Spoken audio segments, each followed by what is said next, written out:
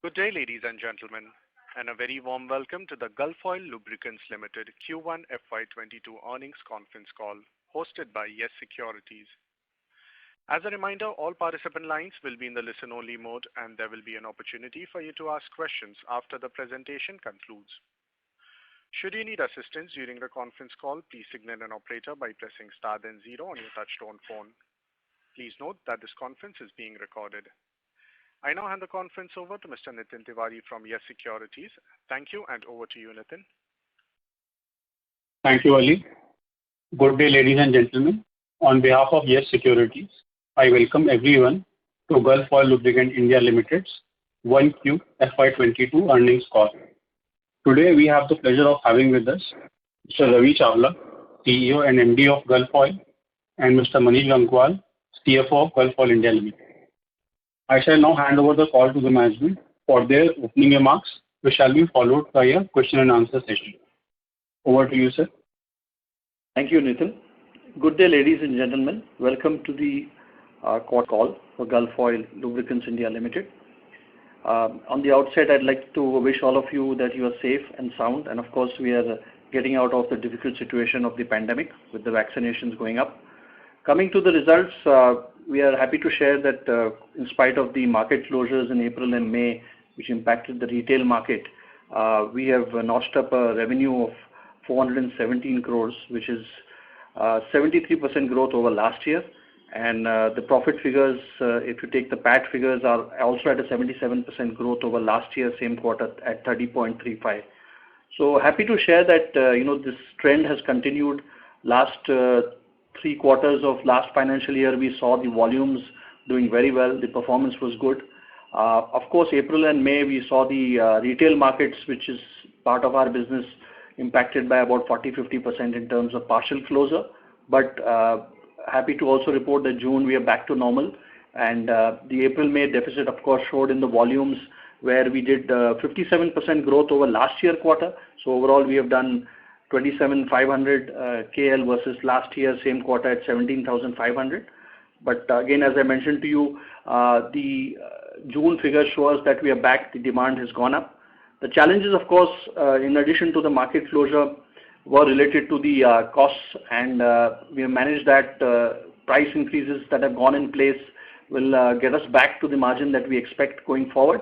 But this quarter, of course, the third element which impacted the margin was the B2C and B2B mix.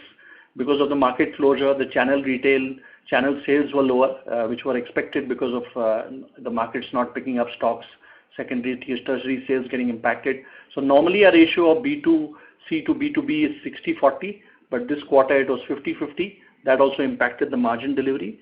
But must also add here that industrial and the other businesses we have on infrastructure, B2B, did very well, and again the rebound is very strong this time. The difference between last year and this year has been that last year the rural part really picked up, but this time I think in the second wave the rural has got impacted, both in terms of the opening of the outlets, and also agri production last year boomed a lot. It was going very well, and it's just a bit of a stop in this April-May, but again agri is also rebounding back very well. The company continues to actually focus on cost and margin management. Of course, Manish will talk a bit later on input costs, but we have seen that now with the price increases that we have put in place, 4 of them in the channel retail, and also the B2B and OEM prices have now been set up, and that will augur well for us to get us back in our normal margin range. Some of the other highlights of the quarter, like quickly mention, is that definitely we have seen that the brand investments which we were making, they've come back with the IPL coming, the brand visibility. We had a special campaign on talking about our new revamped motorcycle oil, Pride 40 Plus, which we bought in with another benefit of consistency, more protection, more performance, and that we did through a campaign with Dhoni and Chennai Super Kings. So that was building our brand again. We've also highlighted, in terms of the input costs, which started going up in the fourth quarter. So our margin management strategies are initiated. We are well in place on that. The battery business also maintained its performance and continued its profitable growth.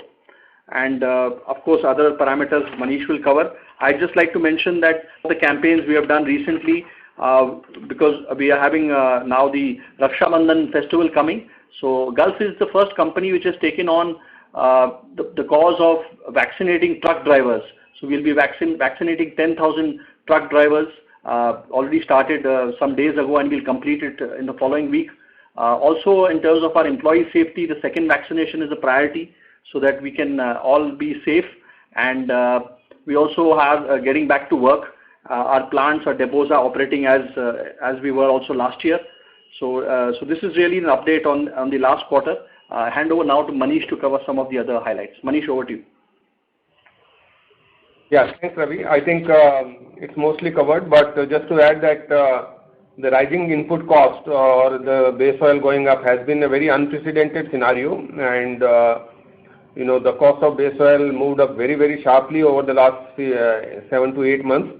And as Ravi mentioned, the 4 price increases taken in a span of 6 months in retail is also unprecedented. But to maintain our margin management strategy, we have done it. Last one of that being in June. So the full effect of all that will start flowing in from this quarter. And OEM pricing is a quarterly variation based on the historical base oil global indices. So that also keeps in at every quarter up or down. So the major factor of, in addition to that, the cost of freights have gone up. Diesel is at all-time high. Packaging costs have gone up. So all those factors were there in the quarter. Third point which is there is the operating leverage, because if we do a volume which is below certain threshold, then obviously the overall EBITDA level impact comes in because certain fixed costs continue in terms of employee costs and other fixed costs. So that the incremental volumes from here on would straight away add to the bottom line without much variables in there. So all those factors have played in, but as we have been highlighting, June has been we were back to normalcy and continues to do that. And overall things are coming to quite a good shape again. That's what we are trying to highlight.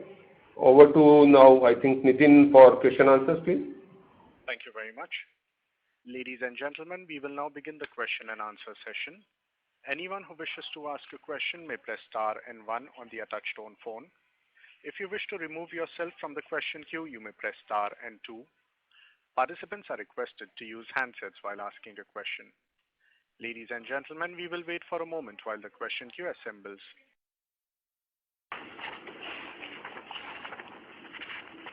A reminder to the participants, anyone who wishes to ask a question may please press star and 1 at this time.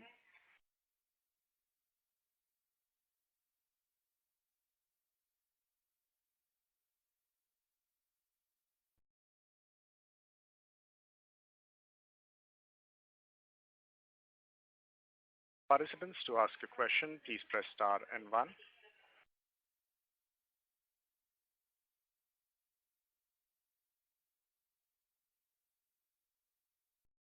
The first question is from the line of Hemal, an individual investor. Please go ahead. Yeah, hi. I have a very quick question for you. Can you repeat the amount of liters you sold this quarter? And when you say it's got a normal this quarter back, what are your expectations for Q2? So we have done 27,500 KL volume in the quarter. Okay. And when you say it's getting normal in Q2, what run rate are you expecting now this year? So April and May, the market was affected due to the closure of retail markets in India. So the channel retail and the franchisee workshops, they were closed. So I would say April and May in that part of our business was probably 40-50% was closed in phases. So when we look at June, whatever we have seen in June and also continued, we are back to a normal level which we have been doing in the previous the last 3 quarters of last financial year. So that's the normalcy which is coming, except in the OEM factory fill, which is 5% of our volume, and that is based on new vehicle production, mainly commercial vehicles.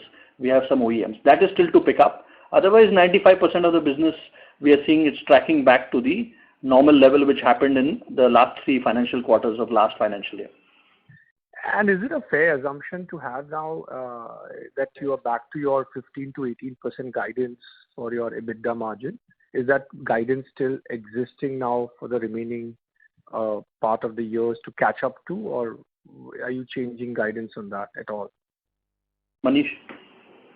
So the aim has always been to deliver that margin band which we have been tracking over the last many years now. And as I mentioned, the price increases take a bit of time to pass on because there is a pipeline inventory in the channel. There is a distributor inventory which they carry. There is an inventory at the plant and depot level. So when we actually mean price changes, it means an MRP change for the end consumer.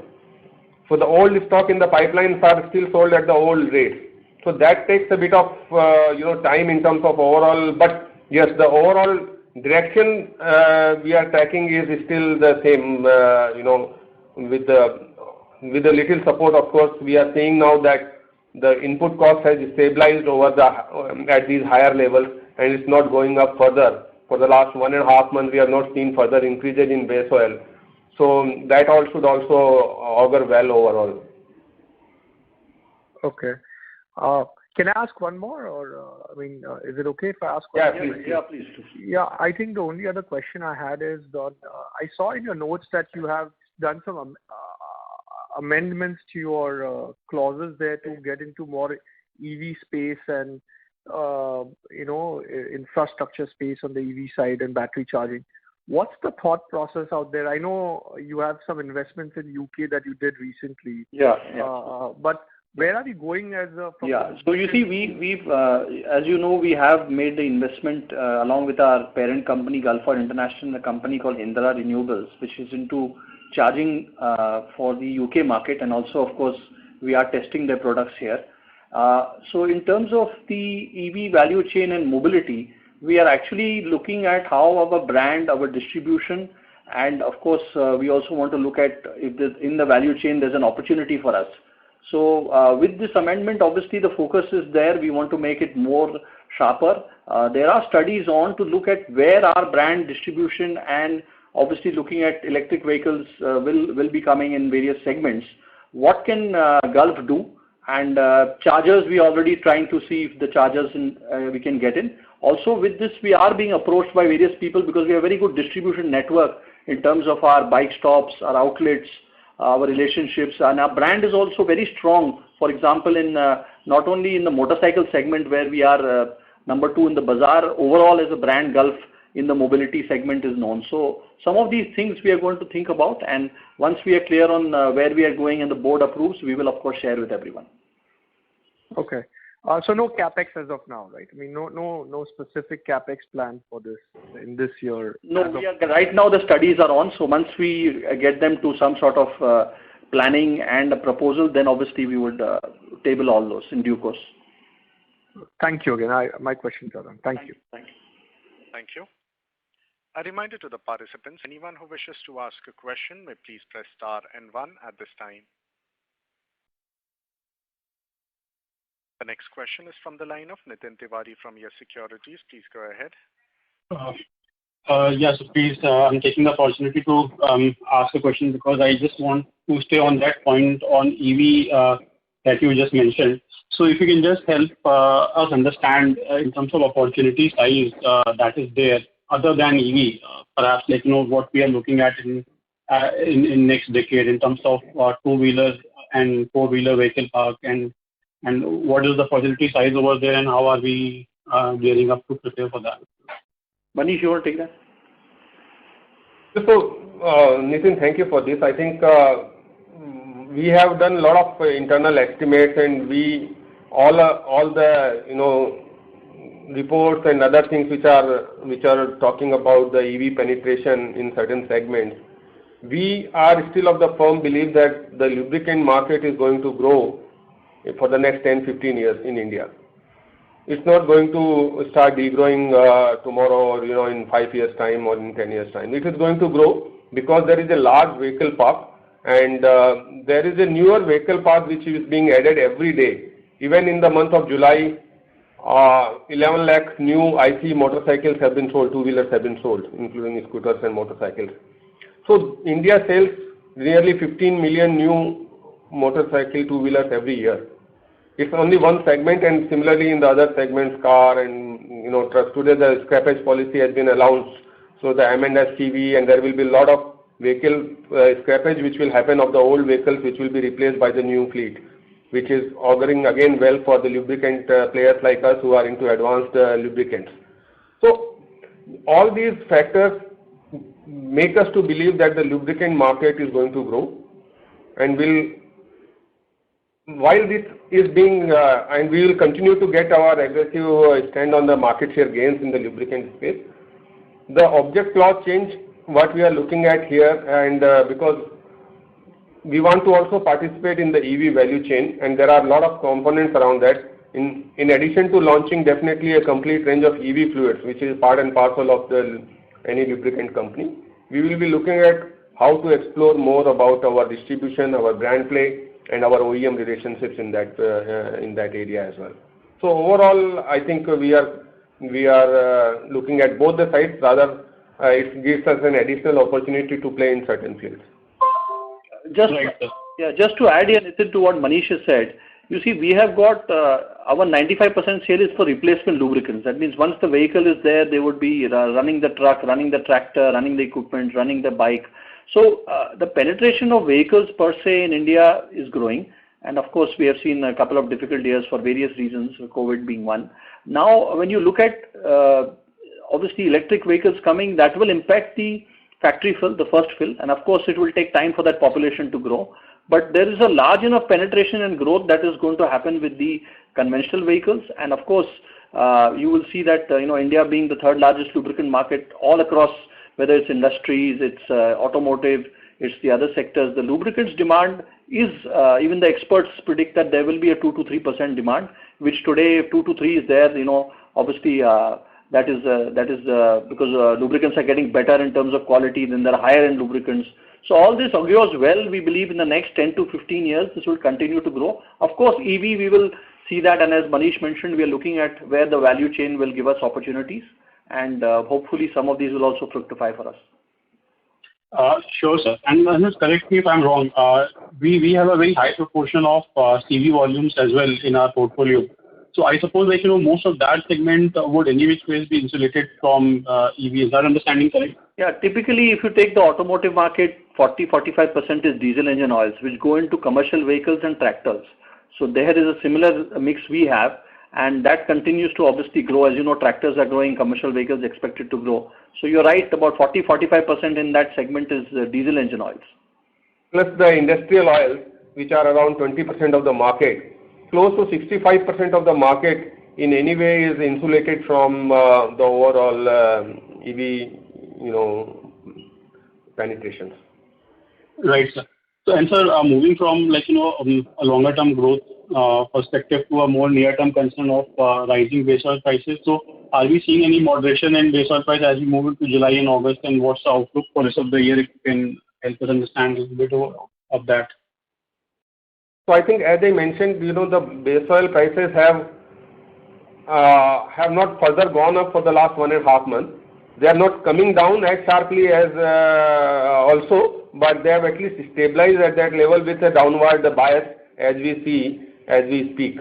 So we are not expecting a very sharp correction in the base oil prices as of now. Also, till the time the global supply chain improves in terms of overall, the COVID impact and economies. It's mainly linked to the air turbine fuel also, because if the airlines are flying the air turbine fuel, which is the first cut in the refining process, then refineries will increase their output of overall crude processing, and then base oil supplies will improve as well. So till the time that happens, we are not seeing a very, very sharp correction, but we are expecting also it has fairly stabilized, or it's certainly not going up. Sure, sir. And so lastly, if you can just give some color in terms of our retail network, where do we stand vis-a-vis the March quarter, and in terms of our retail touch points and distributors? Manish, you want I would say that we are at the similar level because the quarter has not given much opportunity to go for the sales team to go in the market. The BTL activities were mostly closed because safety of our employees is of paramount importance. As soon as the market, people start traveling, the numbers again focus on. But as of now, the object has been to service the demand which was coming in. Sure, sir. Thanks so much for that. Thank you. Thank you. A reminder to the participants, anyone who wishes to ask a question may please press star and 1 at this time.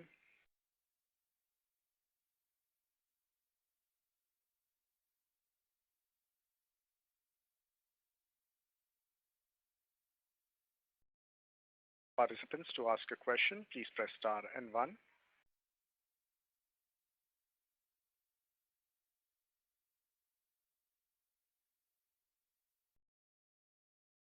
Next question is from the line of Vignesh Shetty from FinServ. Please go ahead.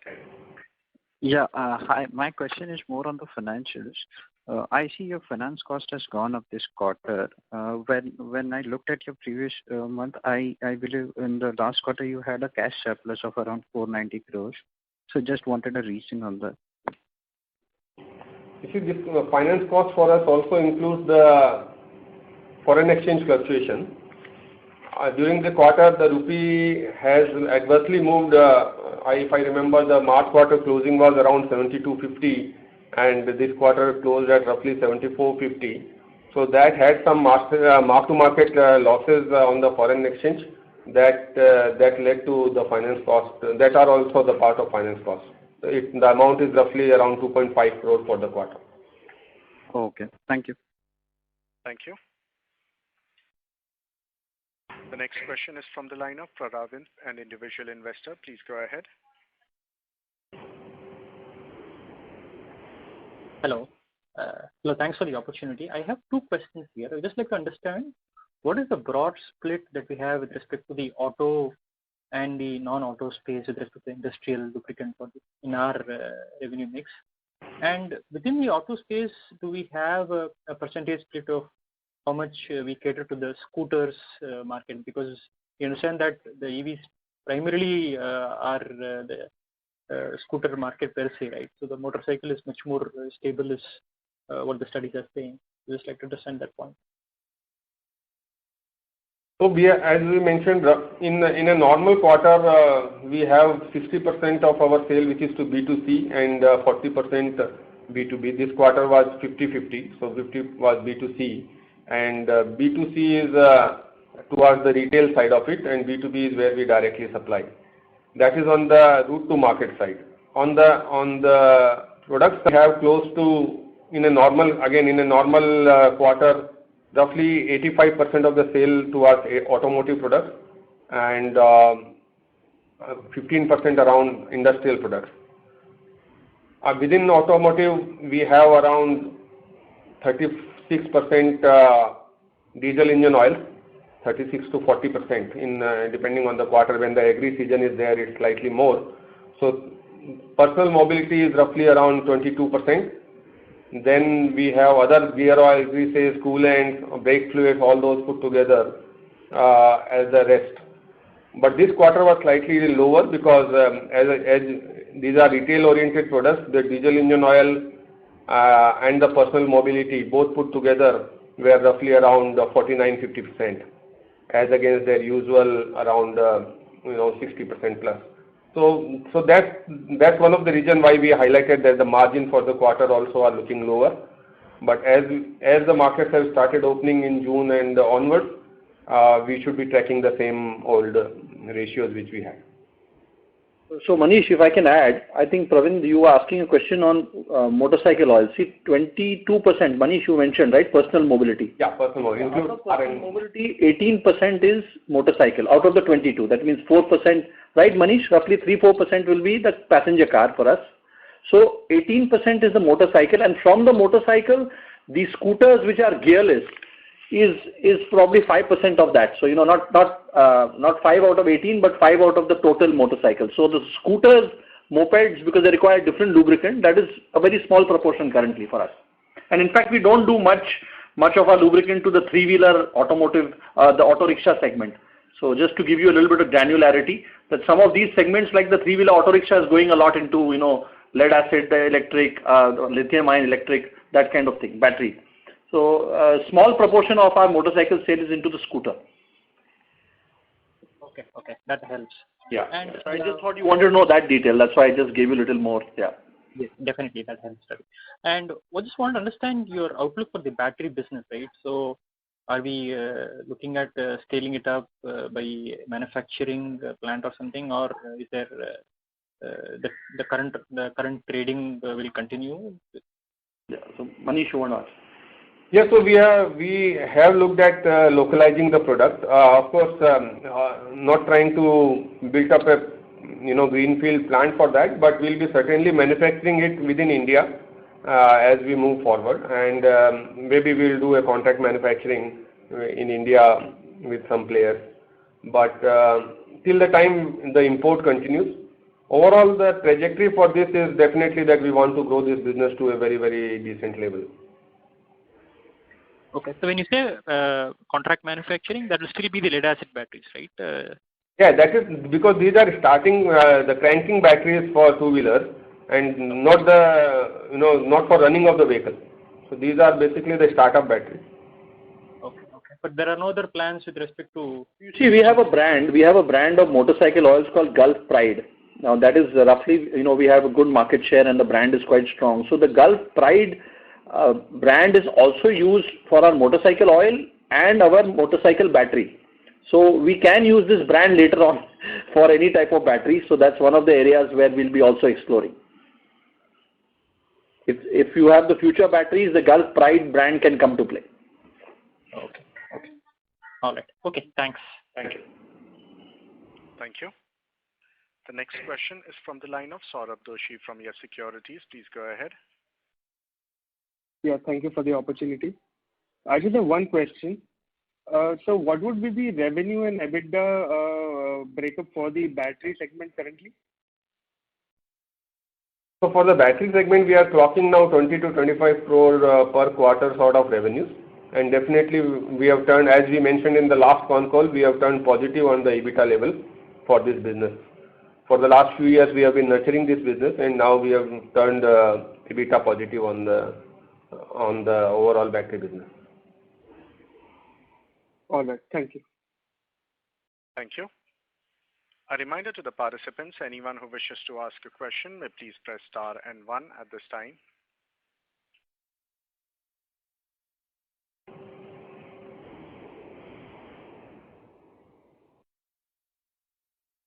The next question is from the line of Hemal, an individual investor. Please go ahead. Hello. Thank you for the opportunity again. It's me again. I was the first one. I have one more question I forgot to ask. Your market share, is that this quarter still same like last quarter, or is it, do you think it's improved quarter on quarter? So Hemal, there is no data available right across every quarter in this industry. So what we generally go by is understanding what others are doing. Of course, the whole market has got many players, as you know. But what we have seen from the growth, the numbers that we receive, and Gulf has been growing 2 to 3x the market growth rate. So if the market has been growing 2-3%, we've been growing many times that. So this continues because we have seen that our growths are much higher than the market growth rate. So I would say that last year we did gain market share because we had similar volumes to the previous year, more or less similar. So our market share gain continues, I would say, in all segments where we are focusing. So without having the data is there with us, but we can clearly confirm to you, yes, we are gaining market share in 90-95% of the segments last quarter also. The reason I ask is your competitors on their earnings call said that they gained 2% market share. Yes, we are aware of it. So there are many players in the market, and you see the market segments have many players, not only. So some of the retail audits do give that trend, and in that also we confirm that our market share is gaining a market share. Some of these retail audits come in once a quarter, once in 6 months.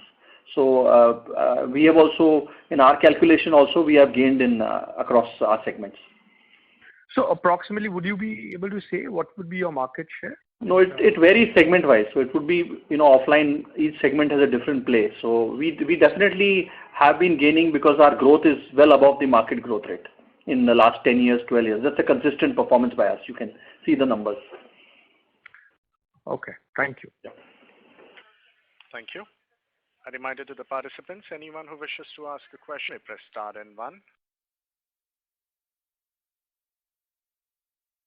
The next question is from the line of Manikantha Kare from Axis Capital. Please go ahead. Hi, sir. Good evening. Thanks for providing me the opportunity. So after taking 4 price hikes so far, can we take it now that there are no further price hikes required because the base oil prices, as you have mentioned, have more or less stabilized. So Q2, you said the full price impact would be visible. In that context, and because volumes have already improved from June onwards, so can we expect the EBITDA margins moving towards 14-15% in Q2 itself? You see, what we have mentioned already, all these points, Manikanthan, that certainly positive things have happened, that the volumes are back on track. The rising trend of base oils and other input costs have sort of peaked out, and the price increases we have taken have started flowing in. As I mentioned, the last price increase we took was in June. And for any price increase in the retail segment, for any price increase to fully get material, it takes 1 to 2 months, because of the pipeline stocks and all. So while the full impact may not still be there in this quarter, but definitely from September onwards, we should have that full impact. But in any case, the margin trajectory, because of the various factors which I discussed earlier, should trend towards our targeted band anyways from this quarter itself. Right, sir. Understand. My second question is with respect to, I think someone has already asked about this, about the memorandum of association which was approved by the board with respect to increase our presence in EV value chain. So 2 points intrigued me there. We are also pointing out electric vehicles, SaaS and MaaS, which is, I think software as a service and mobility as a service. So these three also are coming from the Indra joint venture, or this is for this you may have to go with some other partner? So we are looking at a complete spectrum of this e-mobility space, including the MaaS and SaaS. So wherever we will find an opportunity, Indra Technologies is a charger manufacturing company. Right. They make chargers for electric vehicles. Correct. So that's their domain, and definitely charger is going to be the part of the overall portfolio for us, and we have already started trying out those chargers in Indian conditions with our first lot arriving this month, and we will test them and we will make them suitable to Indian conditions, Indian power requirements, and then obviously we will look for opportunities to market that in India under Gulf brand. In addition to these, we are looking at series of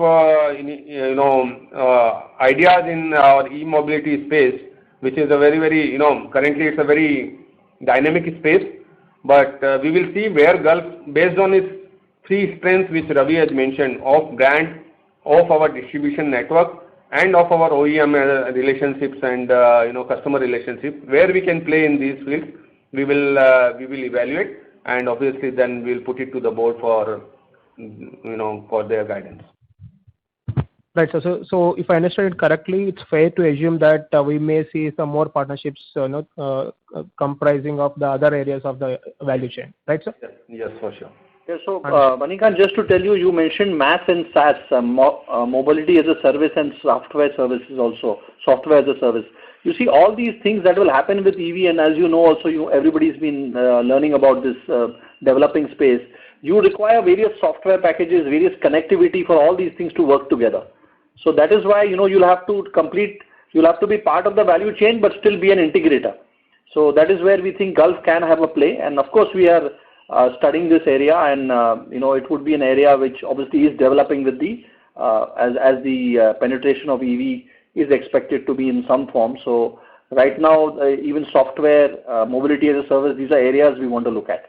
Yeah, just to further add, we have, as already been mentioned, that we have a captive network of, let's say, 10,000 plus Gulf bike stops and car stops put together.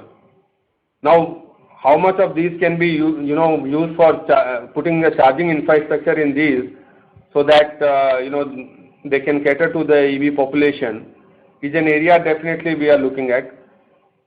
All these chargers now coming are smart chargers, so they need a software as a backup to obviously track the battery condition, the usage of battery, even charge per unit on the basis of use. So there are many things which are coming in this field, and there is a complete dedicated task force within the company now to evaluate this spectrum.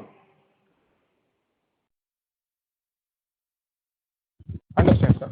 That's helpful. I think just to highlight, there is one startup which I've been tracking, Ion Energy, which is into this SAS and Mars. Maybe you can look into that startup, maybe tying up with them. Sorry, sir. Thank you, sir. We'll connect separately on that, and please, we will definitely look at it. Sure. Thank you. The next question is from the line of Shalabh Agarwal from Snowball Capital. Please go ahead. Thank you for giving me the opportunity, sir. So firstly, the breakup which was given earlier to one of the questions, wherein 85% was the automotive. Can the breakup be given again? I think I missed it. Breakup of the automotive. I have already given the breakup of the automotive further in the earlier question. So can you give that again? I think 36-40% was CVO. What was the personal mobility, sir? In a normal quarter, we have around 22% personal mobility. Okay, so that means the balance, around. Let me give it again for your benefit. Around 40% is around diesel engine oils, which includes tractors and buses and heavy commercial vehicles, heavy and light commercial vehicles, largely. Of course, there is gensets and there are a few other things as well. Around 22% and to 24% is personal mobility, and around 20 to 25% in depending on the quarter is the other automotive products, which are greases, gear oil, coolants, brake fluids, and all the others put together in that category. Sure. That's very helpful, sir. Thank you. So secondly, the question on market share, I guess earlier calls you have indicated that in the bazaar segment, Gulf has a market share, please correct me if I'm wrong, in high single digits, I think 7-8%. And if we take the numbers from the market leader, which is around close to 22-23%, which means that the two players have 30% market share. So the balance, all the players have 70% market share, with no single player having more than 7-8% market share. Is that correct assessment? Yeah, you are more or less correct. Yeah. So the retail market has everybody, including the national oil companies. Yeah. So you see, the retail market, what we call the bazaar, is these 200,000 shops in urban, roughly, and rural shops. Correct. So these are these independent shops which are selling either lubricants, spare parts, their garages. So in this you are right, where Gulf is a clear number 2 in terms of distribution and market share overall. And of course the other players have slightly less share, some have very low share. So, there are more than 15-20 players, including PSUs, who are there. So that's how really the bazaar market is described. So even PSUs have much lower market share. PSUs have share. No, they have share, but their shares are in a different way. They're in the wholesale channel mainly. So we don't have, but they are there. PSUs are there in a good manner. Okay. And when we say that both the leader and Gulf is gaining market share, is what the retail audit is telling. So that means the market loss is primarily from the PSU? No, it's very difficult, ma'am, to correlate that because we have a tracker. So yes, there is a loss. Across all the other players if some are gaining. So that happens on and off quarter wise. So yes, shares are coming down. There are also many other smaller players which are not gaining now because of various reasons also. Sure. And so lastly, because we have a bigger presence in two-wheelers and the passenger car, what will be our share in the two-wheelers specifically?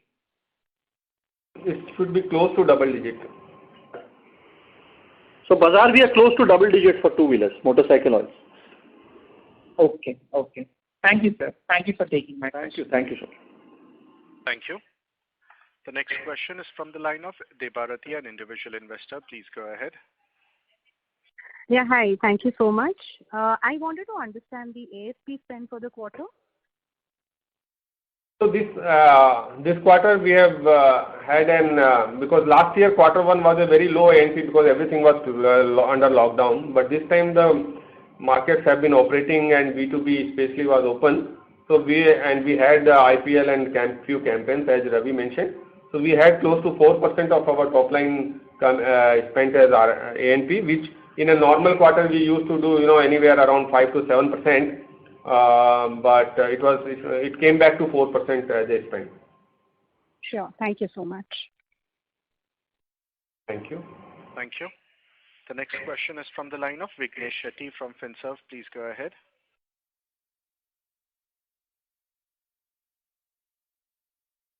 Vignesh, your line is unmuted. Please go ahead with your questions. Hi. So my question is more in terms of cost management. While I see that the volumes have down, obvious reason was COVID. So I want to understand because I don't see action in terms of cost front. So I just wanted to understand why the costs are still high, or is there any plan to cut it down? So we have taken series of actions since the onset of COVID last year March. So there have been a series of actions taken for all the controllable costs to be controlled. So obviously there are certain fixed costs in every line item which you cannot cut down. We have 32 warehouses across India. We have regional offices. We have got employee cost. We have got brand building to an extent also. We have restarted. So overall, if you see last year quarter one, we were down to close to 60 crore in terms of other expenses.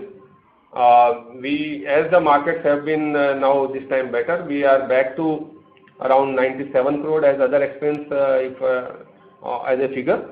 But overall, in a normal quarter, it is around 115 to 120 crore, like the March quarter.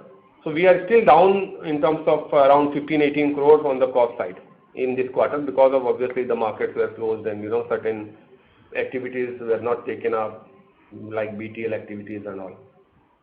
So we are down from the normal other expenses, but definitely higher than last year June quarter because there was ANP, there have been OEM royalties which are also a part of it, and this time the OEM channel did better than last year quarter one. Okay. Thank you. Thank you. A reminder to the participants, anyone who wishes to ask a question may please press star and 1 at this time.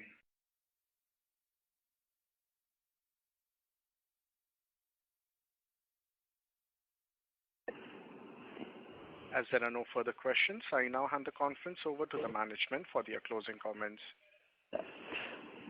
Thanks to everyone for joining us in this call, and of course, being a late Friday afternoon, really appreciate that. We hope we've been able to answer the questions to the best of our ability, and definitely with the improved market conditions and opening of the retail segment, we are expecting that the demand conditions are returning to normal levels. So we are expecting a robust top line growth, and with the pricing actions taken, the input cost stabilizing, margin levels also should improve, and operating leverage should play in, which should help us to restore our margins soon.